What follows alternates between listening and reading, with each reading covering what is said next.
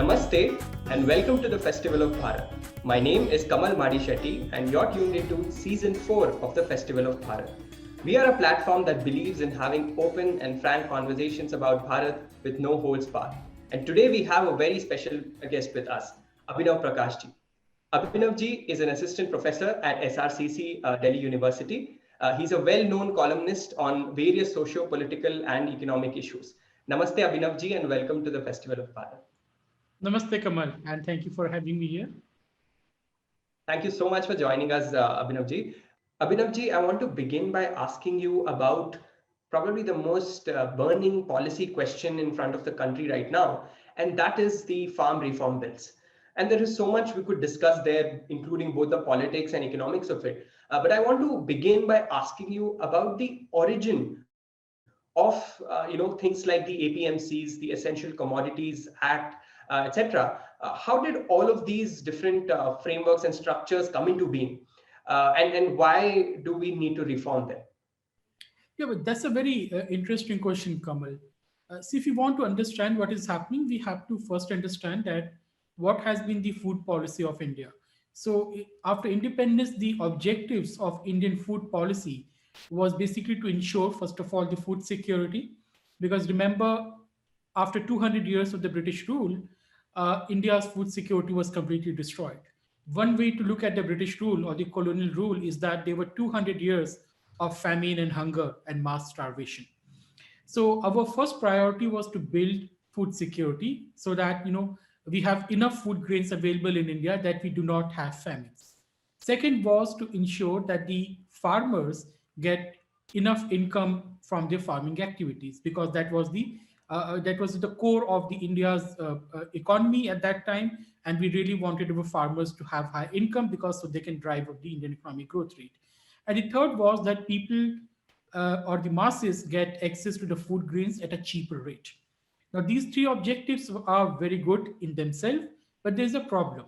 The problem is that we cannot achieve all three of them simultaneously. Think of it in this way. If we are increasing the higher food grains production, if the supply is increasing in the economy, the prices is definitely going to fall. When the prices of the food grains is falling, then the incomes of the farmers will get affected. They will also decline. And if in order to ensure that the farmers' income remain higher, we artificially increase the prices, the consumers will get hurt via higher inflation. Now, and this is the problem we have been trying to solve, and we have never been able to solve because all these three objectives are contradictory to each other in the sense that they're not negatively contradictory, but they're impossible to achieve simultaneously. So what we did in the 1960s, basically, when we had two wars, we had two major famines in India, it became very clear that we have to do something about the food security in India because the 5-year plans had failed. It was clear by that time that they are not working, and we have made an error by going the way of this Nehru and Mahalanobis heavy industrialization policy. So under Lal Bahadur Shastri, a program was initiated, which is now known as the Green Revolution. And the pillar of the Green Revolution was very simple, that we're going to focus on certain areas, that is Punjab and Haryana, because they're closer to Delhi. And also historically, in the last century, they had built extensive networks of irrigation canal. So they were quite fertile. The agriculture was well developed as compared to the eastern part of India. So we focused there. We told them, that we are going to give you easy access to credit. We are going to give you easy access to water, electricity. And not only that, we are going to guarantee you that the state is going to buy whatever you produce at a minimum price, so that a minimum support price, not the minimum price, because that's a floor price. So we told them that you focus on wheat and rice. This is what we need for the public distribution system. So you grow wheat and rice. We are going to ensure that all of that is bought at a good enough price, which is now known as minimum support price, and that will be procured by the state under the Sarkari Mandis, which is what you call APMCs today. So this was the entire system. The root or the origin of APMC basically goes back to the 19th century under the British rule, when they wanted to extract resources from Indian agriculture for the British industry. So they set up these government or the Sarkari marketing committees in the central India, in the region of Berar, and the cotton farmers were forced to sell all their cottons into these mandis to the government appointed agents. So that is the origin. But of course, the APMC system we have today is different from what it was then. But that is the origin. That this is what lies. You want to channelize the resources from the agriculture for a specific purpose. Under PDS, APMC, we are also doing the same. We're channelizing the wheat and rice into PDS system through the APMC.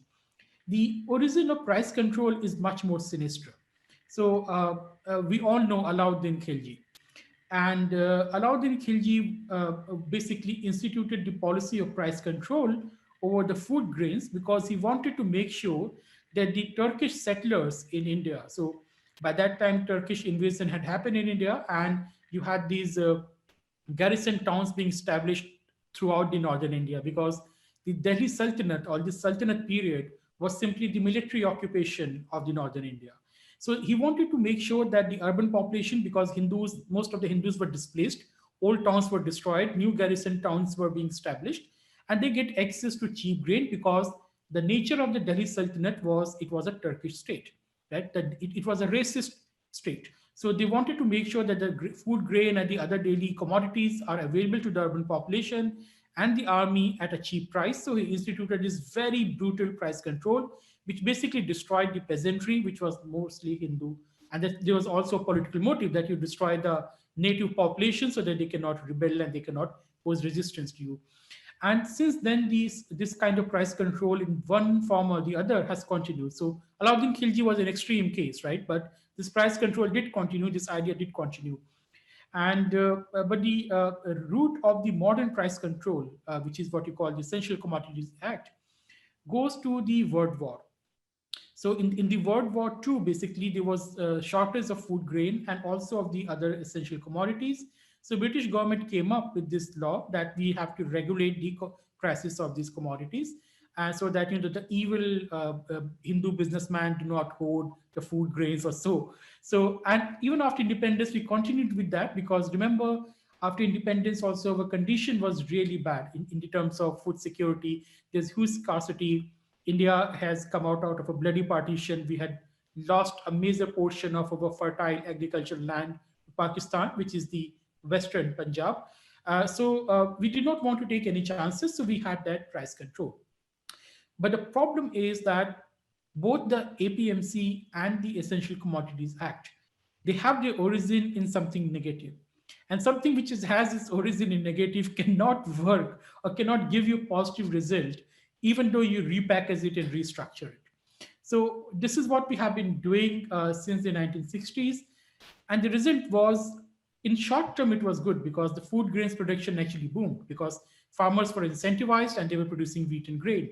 But in the long term, what has happened is very devastating. Number one, MSP is artificially high price.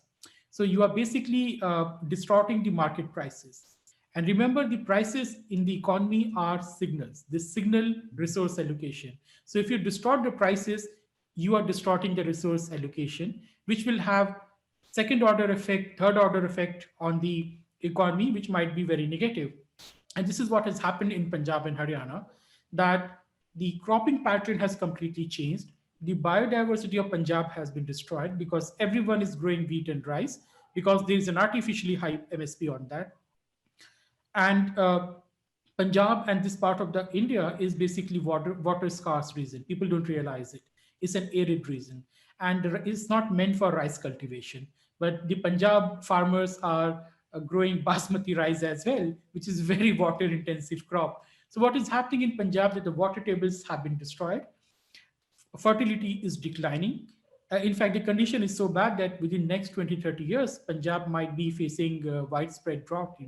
It might be a very disastrous situation for the entire northwestern India. And the fertility is declining. But in order to keep on increasing the production, because you have a perverse incentive in the form of the MSP, the Punjabi farmers are using lots of chemical fertilizers, pesticides, and so on, to the extent that Punjab today is the cancer belt of India. Right, the highest per capita cases of cancer are in Punjab. So this second order effect, third order effect of MSP is quite devastating. So we really need to move away from the MSP as such. APMCs. What have the APMCs done? So when they were brought in, I mean, they were brought in to ensure that there's a more systematic procurement of the food grains from the Punjab and the Haryana farmers to feed the PDS system, public distribution system, so that we can distribute cheap food grains to our poorer population in the rest of the country. But the over the time, the rich farmers, because green revolution basically changed the farming community itself. You have the rise of the capitalist farmers. Capitalist farmers are the one who owns the means of production, who are employing wage labor as opposed to the traditional labor, and who are basically working for the profit motive. Some of these farmers became very rich, right? And given the social dynamics on the ground, they came to dominate these APMCs. So APMCs became state-sponsored monopoly of certain private capitalist farmers. And what we don't understand is that there's a big, they are also the politicians on the countryside, they're also the businessmen, and they're also the large farmers. And there's something else which people don't understand, the interlinkages in the agrarian relations. So what will happen that these big farmers are also zamindars, they're also traders, and they're also money lenders. So they will advance loans to the other farmers, other small farmers, or the tenants on their land, and the interest rate charged will be very high. And in return, those farmers will have to come to the APMC, sell the food crops to these farmers alone.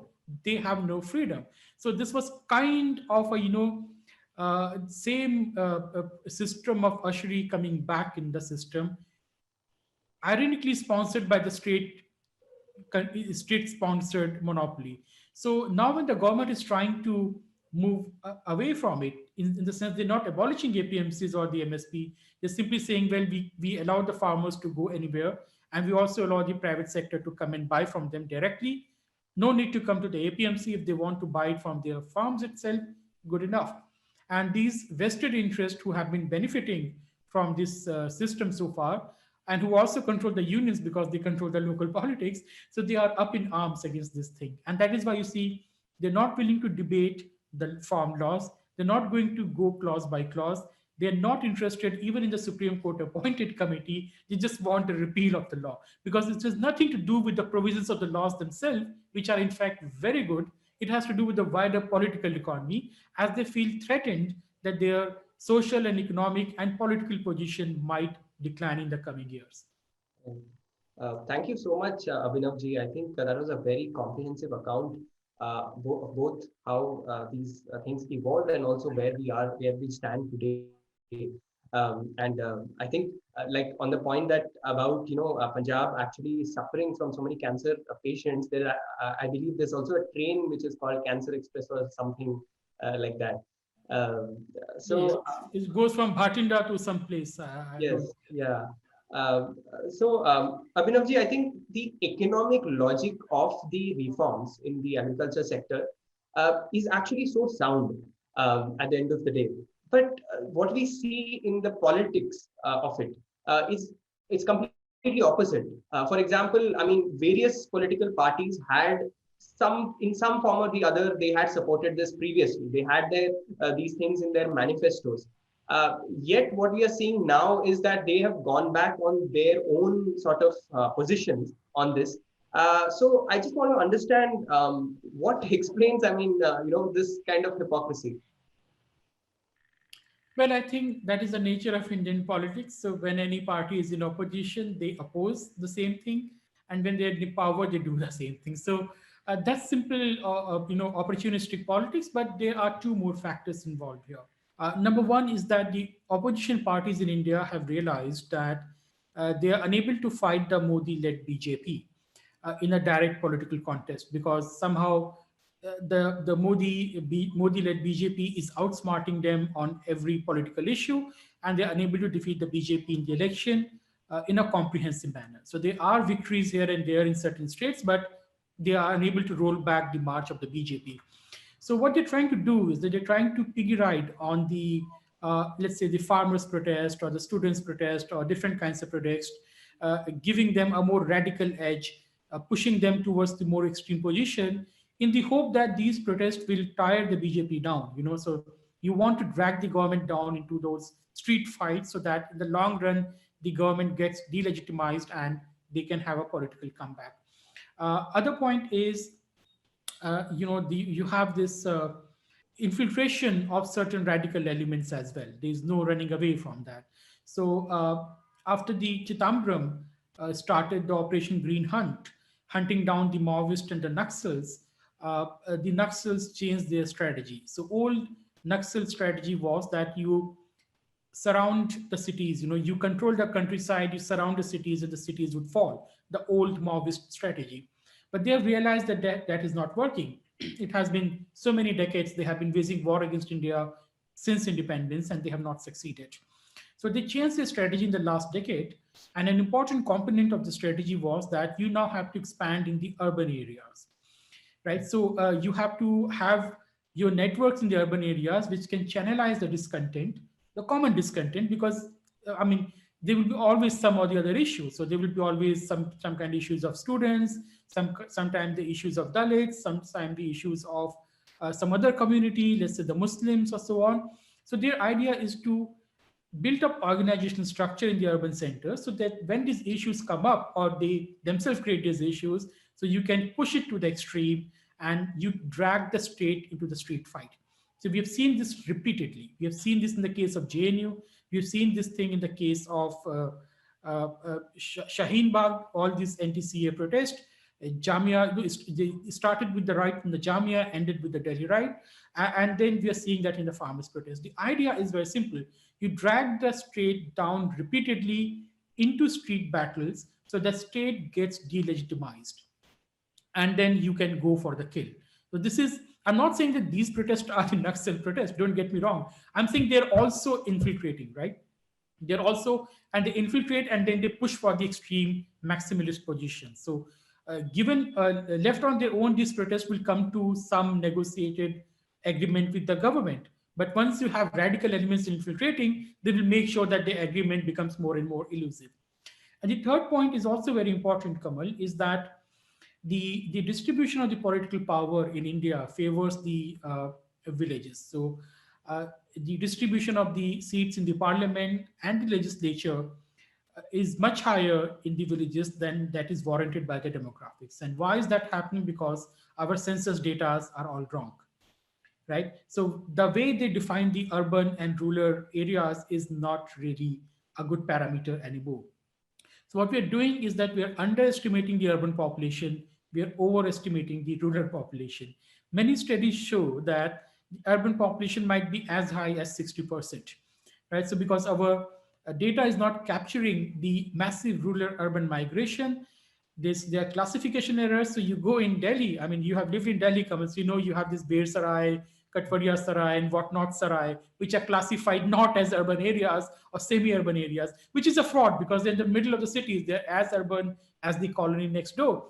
So once you take away those classification errors, and you also account for massive migration, so you have people, let's say, living in next to Delhi, let's say Hapur, right? So they have their permanent address in Hapur, but 5 days of a week they're living in Delhi. But basically, the urban population is much higher. At the weekend, they will go back to their home with their family or something. So that is not being captured. So urban demographics is much larger than the rural demographics in India, but the distribution of seat is the opposite, right? So, and that also gives this incentive that you have to win the countryside if you want to win the elections.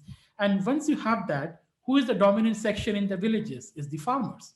Okay? Now remember, the farmers are only 8 to 10% of India's population. And out of that, 80 to 86% farmers are small and marginal farmers. So basically, who is left? The big farmers, the rich farmers, the jamindars. Or in the case of Punjab, Haryana, Western UP, the new farmers which emerged after 70s, the capitalist farmers. So if you want to win elections, you have to go to them, you have to have their support. So you will do everything they will ask, right? This is how the politics is run. Political parties respond to what the voters demand. So these farmers want free electricity, free Bijli Pani, MSP, APMC, fertilizer subsidy, whatnot. And the political parties will give them. Right. So this is a reason why we are seeing this kind of, the political support for this kind of irrational, I would say, protests. Very insightful, Abhinavji. I think there are many layers to even the political landscape and how this is actually operating in the political landscape of the country. Um and I think your point about the urban demographics actually being mismatched. I mean, it also has so many other kinds of problems. Probably something we could discuss some other time, which is like undermining urban governance, and very little attention is paid to urban issues because of that. Um, so I want to actually come back to one of the things you mentioned, and that is the idea of a capitalist farmer. When we look at the protests, and if we look at just the geographic sort of limit of the protest, it's mostly in Punjab. Most of the farmers in other parts of the country, they have actually welcomed this. They've supported it. In fact, you have tweeted about this. The number of farmers unions which actually are in favor of this is far higher than the ones who are opposed to it. So I want to focus on those specific farmers who are farmers and a combination of so many other people who are trying to oppose this. What is the kind of benefits, and you alluded to that. I wanted to speak on that. What is the kind of benefits that they have got from the state? How have they sort of benefited from that? Well, as I told you in the beginning, so when the Green Revolution started, it was all state-sponsored capitalism.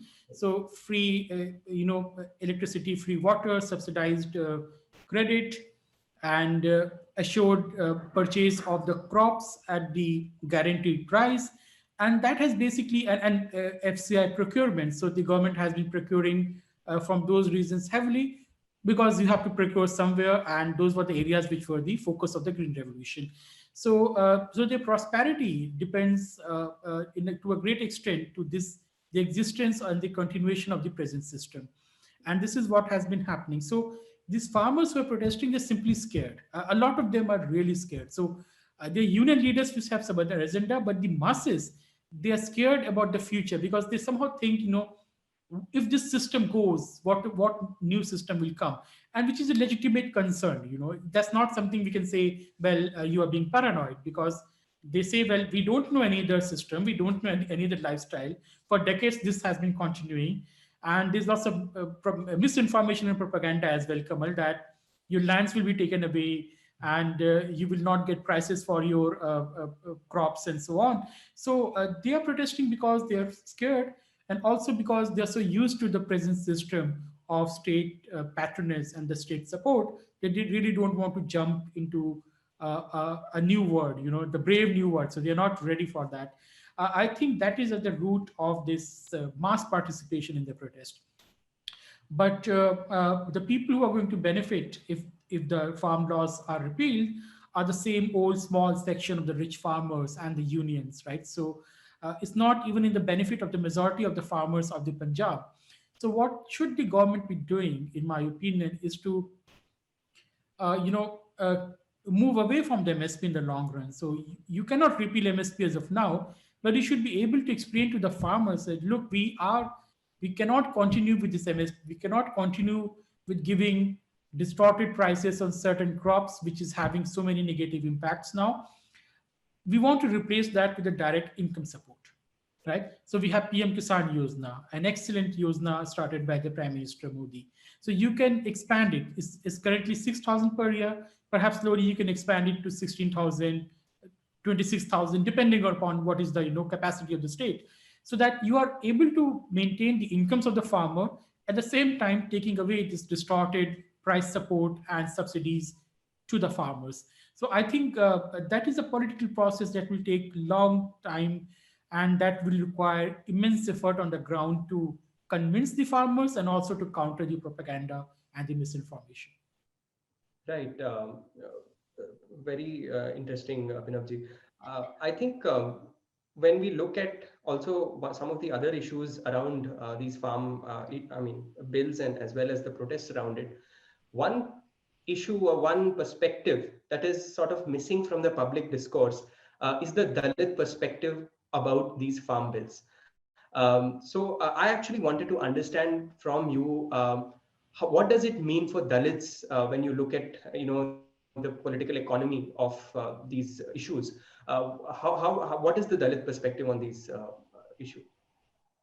Well, I would say, it's far better for the Dalits to work in the factories of Ambani and Adani than to work on the fields of Kisans. I mean, there is no, it's a no-brainer because if you go to the countryside, as I told you, the farmers are not the majority population of the country. They're not even the majority population of the villages. So non-Kisans form the majority population of the villages. And a large number of them are landless laborers who are mostly from the Dalit caste. So they come from all the caste. There will be even some forward caste people who are also landless laborers, but mostly the landless laborers are the Dalits because they hardly own any land. And of course, there are lots of regional variation as well. So we cannot generalize for the whole country, but this is a pattern we see. And these farmers and these landless laborers have are exploited like anything. I mean, there is economic exploitation, there is social oppression, and there is political marginalization. The condition is not really good. I mean, it's a very bad condition of the Dalits in the countryside. You look at Punjab, Dalits are 30 to 32% population of the Punjab, which is the highest in the country. I mean, UP has only around 20%, and they form a government in UP. You have 32% population; they are nowhere to be seen in the political power. The reason is that in an agrarian state like Punjab, where the politics revolves around the agriculture and agriculture sector is very powerful, the Dalits hardly own 2 to 3% of the agricultural land. That is the extent of uh, exclusion, let's say, from the mainstream. So they really don't have much stake in this system, right? Continuation system. And also, once you are giving higher MSP to the kisans, that might benefit some of the bigger kisans, but that will cause higher inflation, and that is going to hurt these landless laborers because they have to go and buy the food grains. If MSP artificially high price is causing higher inflation, the majority of the rural population also stands to lose. Right? So for just for benefiting certain kisans in the villages, you are harming the majority of the rural population. Not saying that the urban population also is getting harmed. So and that is why Dalits do not really have much stake. They will rather work in the factories. They will rather be the slave of the Ambani than the slave of the Kisans. I mean, not that being slave is a good thing, but it's a better off situation because Ambani is not. See, Ambani does not go and kick the Dalits. Ambani does not go and beat the Dalits for drinking water from the well. Ambani never stopped the barracks of a Dalit that you can't ride on the horse or you can't do this thing. Ambani is not abusing Dalits on the basis of caste. Ambani is not practicing untouchability and exclusion, right? Unlike Kisans. So I think it's not even a brainer. I think for Dalits, it's better to move away from the agriculture sector.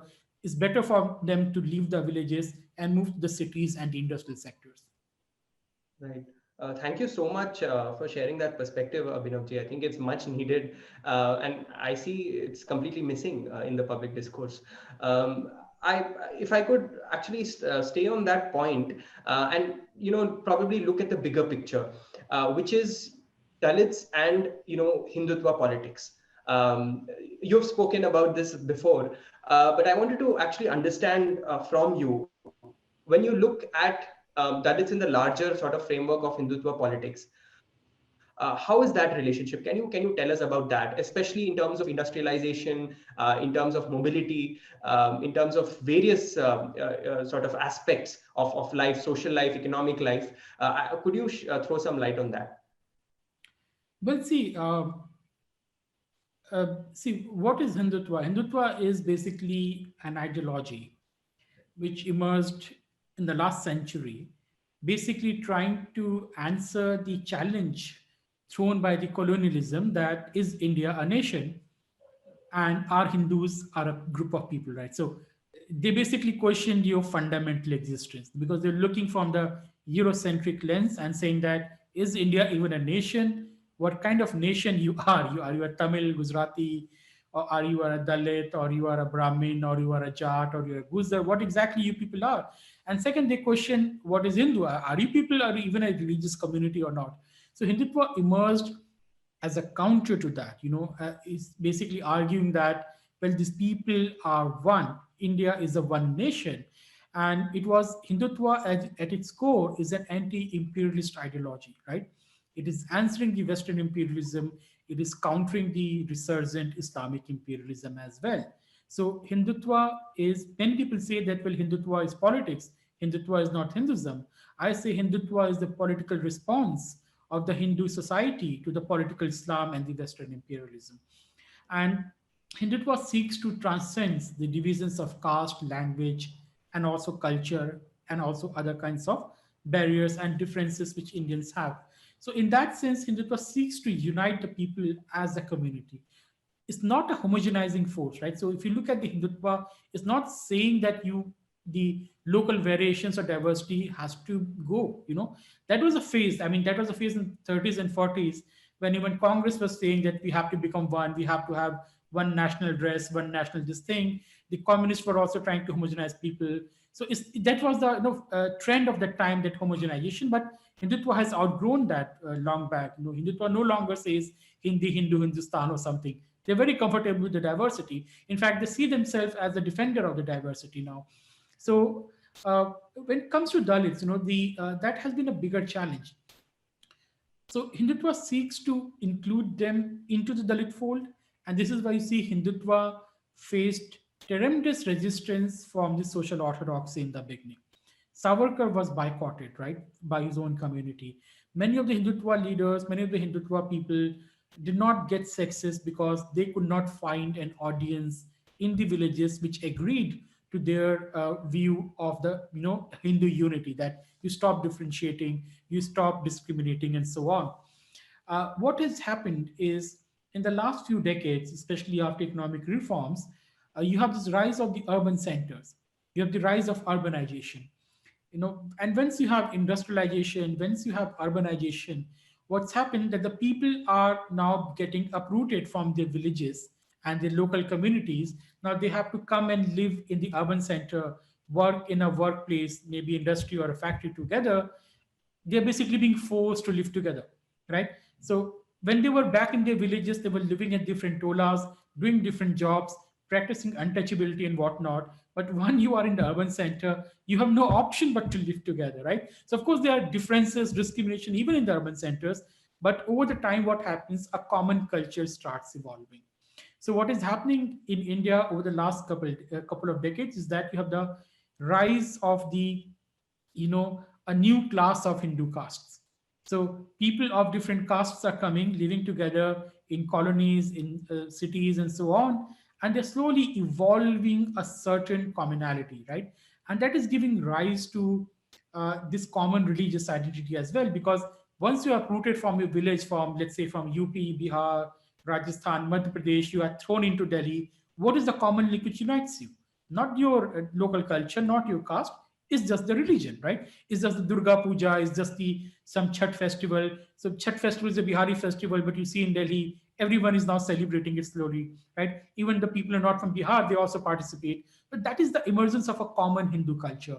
And that becomes, the rise of the Hindu consciousness, and that becomes the rise of the Hindutva consciousness, right? So this is the process we are seeing. The rise of urbanization, industrialization, and Hindutva is going hand in hand.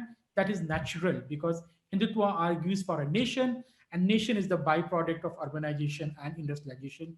Because what is nation? Nation is simply, I would say, a body of people which has similar expectations, similar aspirations, similar culture, and also similar memories, right? So, and that can only happen in the urban center when people intermingle with each other. So, in a sense, the Dalits are also part of this process because this process is reshaping the entire Hindu society. So, Dalits are also part of it. Also, the other part is that, you have in the countryside, especially North India, lots of these communal tensions. And most of these communal tensions are between the Muslims and the Dalits at the grassroots level or the ABC caste. And because of the nature of the secular politics in India, those Dalits or those extremely backward caste are simply left on their own in case of a communal clash. There's no justice for them because political parties, especially secular parties, have been rushing to side with the Muslims only, irrespective of who is right or wrong, right? And that also basically pushes the Dalits towards the Hindutva as the only force which stands by them when they are in trouble in a communal clash. So I think these two processes are going together. Also, there is rising, I would say, I- kind of a revival of Hinduism in India, right? So, Hinduism is really getting stronger, irrespective of what the people say. Uh, Sanskritization is the most strongest force sweeping the countryside over the last few decades. Now, Sanskritization is always seen in academic discourse as a negative thing, but it's not necessarily a negative thing, right? So, if it's like incorporating more and more people into the social mainstream, I mean, that is good enough. I mean, if you are completely excluded from the society, you become Sanskritized, you're part of the mainstream society, even though there are inequalities still, but that's a better situation than before. And that Sanskritization, that Hinduization process is also playing its role, basically expanding the Hindutva constituency among the peripheral groups like Dalits. Thank you so much, Abhinav ji. And I think one of the things that we can remember is definitely that Baba Sahib Ambedkar actually advocated for Sanskrit to be a national language, and that also tells us something. But yeah, as you said, it is. I mean, all of these processes I think are so important for. I mean, if you're talking about a civilizational resurgence, because as you said, like cities are going to be at the center of it, right? Um, Civilization is about cities. By definition itself, villages do not form civilization. Exactly. Yeah. So thank you for those insights. Abhinavji, there's also one other thing. I'm going back to the farm protests and the politics and the political economy around it, and that is the intervention that we've seen just now, which is of the judiciary. Now, and this is not something that is has been done in isolation. We have seen time and time again in many examples where the judiciary really has overstepped. And so I wanted to understand from you, do you think this is kind of an example of judicial overreach, and or more generally, what is this problem of judicial overreach that we are seeing in recent times? Well, what has judiciary done in the case of farms laws? It has basically put them on hold. I think this is not simply the case of judicial overreach. I think that it's undermining of democracy itself, right? So maybe they are not seeing it this way, but this is how I'm seeing it. In the long run, this will undermine the democracy itself, because what you have done, you have just legitimized the street veto on the parliament, right? So India is a parliamentary democracy. Laws are not made by the people. Laws are made by the parliamentarians, right? Democracy in India is not the rule of the people, in the sense that we do not have a direct democracy. A direct democracy will become a mobocracy. So that is why you have a mediated democracy, that you, in elections, you elect your representatives, they sit in the parliament, and then they make law, and it is their power alone. It's not the power of the people on the street to make the laws. And what we're seeing of late, since the last year at least, since the NTCA protest, there's an attempt to subvert the parliamentary democracy by saying that what the parliament is doing is unacceptable, and we on the street, we demand what should be done and what cannot be done. Now that's a very dangerous path, because once that happens, tomorrow, what if 100,000 people sit in Delhi outside Supreme Court saying that implement caste reservation in Supreme Court, and that's a demand. That's a long-standing demand of the OBC groups and the Dalits groups, that you implement reservations in the higher judiciary, because higher judiciary is so unrepresentative, right? Uh, what will Supreme Court do then? I mean, they in the 70s they came up with this doctrine of basic structure of the constitution. It seems now that they have come up with a new doctrine of earth sentiments, right? That, oh, the farmers are hurt, they are not happy with the law, so we are going to put the law on hold. I'm simply pointing out the wider dynamics, which perhaps the judiciary is not thinking through, or maybe it is, I don't know. uh, Other thing is that this judicial intervention is problematic, because it's not the job of the Supreme Court to make laws. It should only give judgment on the fact that whether the law is constitutional or not, or was due process followed or not. But what we are seeing is that through the PIL routes or through the judicial activism, the judiciary is increasingly encroaching upon the functions of executive and the parliament. Now, some people say, well, the parliament is not doing its work, so judiciary has to do its work. But I say there are tens of millions of cases pending in judiciary. Should parliament take over that job? I mean, that would be unacceptable. That would be a constitutional crisis. But see, judiciary in India is, I think, problematic in my opinion, because you have a judiciary which appoints its own members, which fixes the terms of services by itself, which also fixes salaries and everything by itself, which cannot be questioned because there's a contempt of court, you know, which and judges are appointed by itself. I mean, where do you see that in the world? I don't see that in America or in any mature democracy. In America, the judges don't appoint judges. Is the they're nominated by the president, if I'm not wrong, and then there's a confirmation hearing in the Parliament of America. So I think the judiciary in India is very opaque, is unrepresentative, and it lacks democratic popular mandate to do the kind of things it is doing.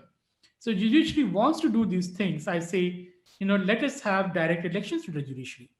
Let judges be elected by direct election, and then they can make laws. I don't mind it. You should have a democratic mandate, because if you don't have it, what is happening? The judiciary is exposing itself to the public too much by interfering into these things. So they did something in the reservation rosters last year. They did something with the Jallikattu, last a few years back.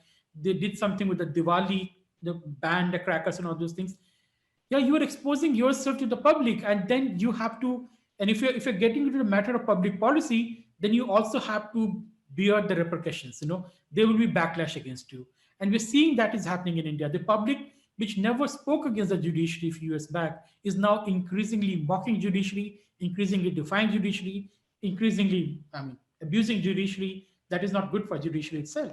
Because, if you are exposing to yourself too much to the public, then, my goodness, one day you have to face the public anger, just like politicians face the public anger. But you are not a politician, you are judges. So judiciary is, on a very dangerous trajectory, in my opinion. And something has to be done, because we don't want that kind of anarchy in this country.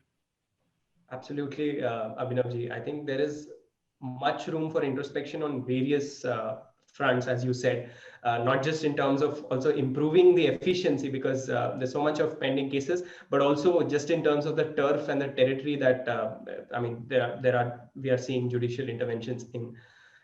Thank you for sharing that. Abhinavji, it has been a very insightful talk with you, and I'm so grateful that we've had you today to discuss a lot of issues. And I'm sure our audience has so many insights and to take home and think about. So thank you so much for sharing all that. Thank you, Kamal, and thank you, Festival of Bharat. Very best of luck to all of you. And thank you, audience. Thank you so much, Abhinavji. And to our audience, I would like to request, please continue to support us and do subscribe to both our channels, the Festival of Bharat and Citti Media. And do share our videos, and we'll be back with another thought-provoking and fascinating conversation like today. But until then, take care and namaste. Please remember to subscribe to us and switch on the notifications for this channel. For our other social media links, more content, and to support our work, please visit citti.net. Dhanyavad. Namaskar.